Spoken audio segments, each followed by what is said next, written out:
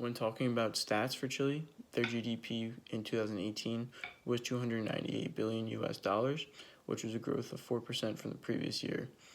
This reflects larger production rates and greater demand for the country's products. Their HDI, Human Development Index, was 0.847, higher than world average is 0.731. Their CPI was 105.06, a 0.33% increase from February score of 104.71. Their PPI in March was 117.22, which was a decrease from the February score of 118.76. When talking about political systems, Chile is a democratic republic similar to the United States of America, which means that they elect people, the citizens elect representatives to make their decisions for them. They have a president and bodies of the government such as the Constitutional Court, the Central Bank, and the National Security Council. When talking about their economy, they have a mixed economy leaning more towards the market side. They're very big exports, as exports of goods and service makes up 1/3 of their GDP and is defined by high levels of foreign trade, strong financial institutions, and sound policymaking. When talking about development, Chile is a development country. They have a Human Development Index score of 0.847, which is far above the world average of 0.731. They also have the highest human development score in all of Latin America, and they're the 42nd most developed country in the world.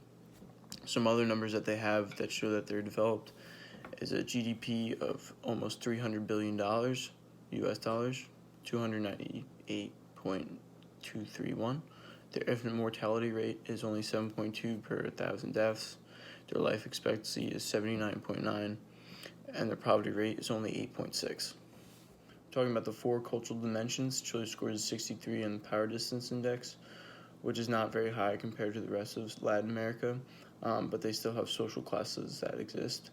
When talking about the individualism versus collectivism scale, they score 23, which is a lot more towards the individualism side, and this is because their economy has been blossoming and economic freedom influences individualism a lot.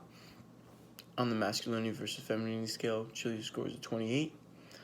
They're not very arrogant people, and they do not show many characteristics of the masculine side of that scale.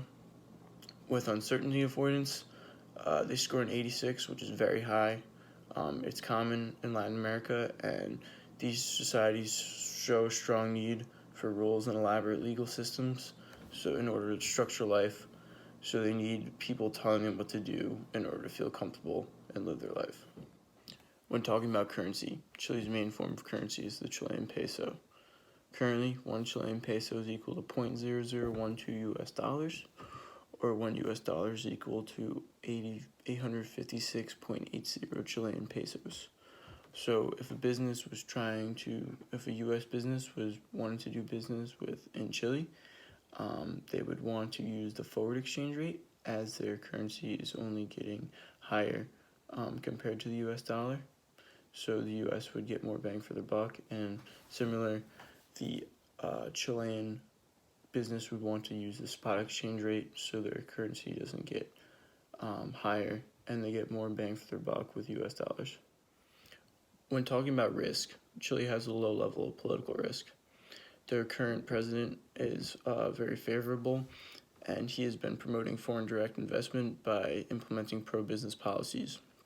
However, his political party does not hold a majority in Congress, which makes passing legislation hard sometimes. We have this problem in the United States as well. They also have a low financial risk. Their inflation target is 3%, and they've reached that with a level of plus or minus 1%. However, their main export is copper, and when copper prices become volatile, their economy is also affected, and they rely on lots of Chinese markets. For their currency is pretty stable. The currency risk is somewhat low. However, the 52-week range has been 673 Chilean pesos to 878 Chilean pesos per US dollar. And when you're doing business in Chile, you definitely want to keep an eye on that.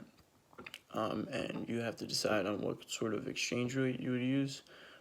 Currently, it's 878 Chilean pesos to $1, so you would want to use a forward exchange rate as the rate of 878 continues to increase. So you want to get as much bang for your buck, US dollars to Chilean pesos. From a US firm perspective, Chile is an excellent country to business in.